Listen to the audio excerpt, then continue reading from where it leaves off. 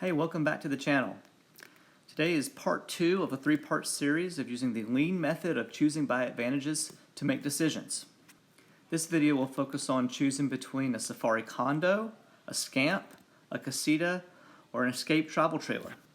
If you haven't seen part 1, please go back and watch that because it explains the choosing by advantages process as well as explains our use case in our family.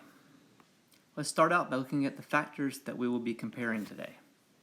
Being as lightweight and small as possible was important to us, while also being able to fit in it correctly and having the features that we wanted, such as the bunk beds, such as a bathroom, a toilet. We wanted to compare how big are the tanks, what appliances, they have HVAC. We really wanted bigger tires and a higher axle to get over rougher terrain, as well as what other features they had, maybe with solar or something else. But ultimately, we needed it to be able to sleep 4. We wanted a toilet and a cooktop, and a few of the other standard features here. The Safari Condo Alto R1713 is the lightest of the bunch. It had the best size. It was the shortest one, as well as had the most headroom. Had a king-size bed, as well as some pretty decently sized bunk beds from the front.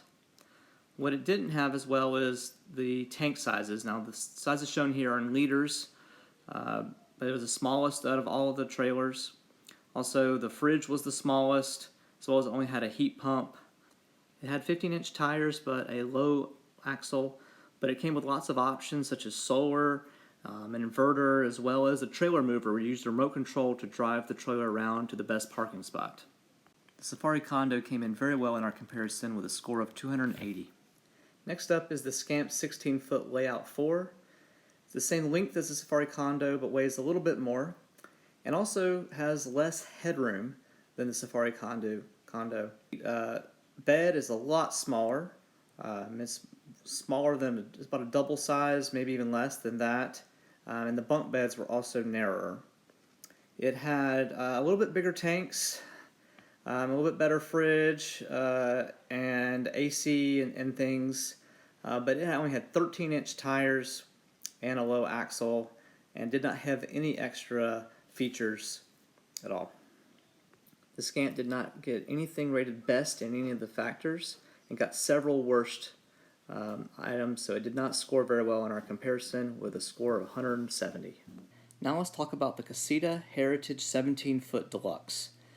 This one weighed about 500 pounds more than the Scamp, was 1 foot longer than the Scamp, and about the same headroom. But with that 1 foot longer, we gained additional 10 inches of bed width in the back, and we gained much larger tanks, a larger fridge, as well as we got this. The Casita has a 15-inch wheel and a high axle.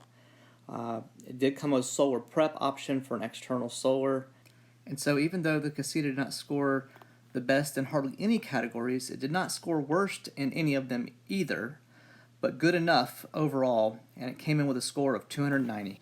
The Escape 19 came in at the heaviest and the longest at 19 feet and about the same headroom as the Scamp and the Casita. But that extra length did give you a queen-size bed and much bigger front bed with a bunk bed on top. Tank size is slightly better than the Casita, but it does come with a much larger fridge and some of the same other features of the Casita, including the 15-inch wheels and high axle. Escape does come with lots of additional options for customizing your trailer, including a winter prep package, monitoring panel, extra storage, and solar installed.